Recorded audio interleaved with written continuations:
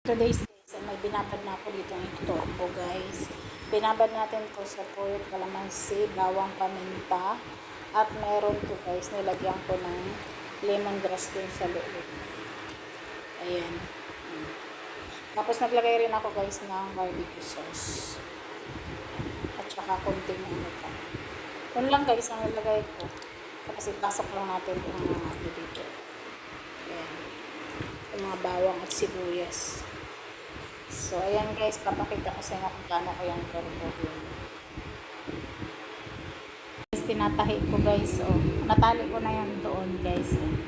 Ito naman tinatahi ko naman dito. Para hindi lumabas yung ano. Hi guys, ito guys, sinasalang ko ng aking turbo chicken.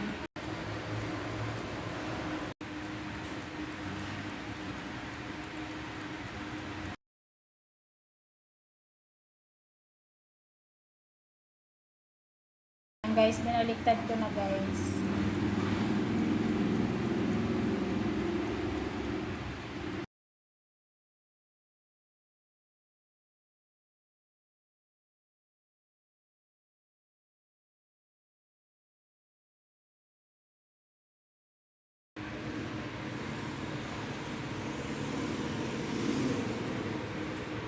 Guys, ito na finished product ng ating turbo chicken for lunch guys.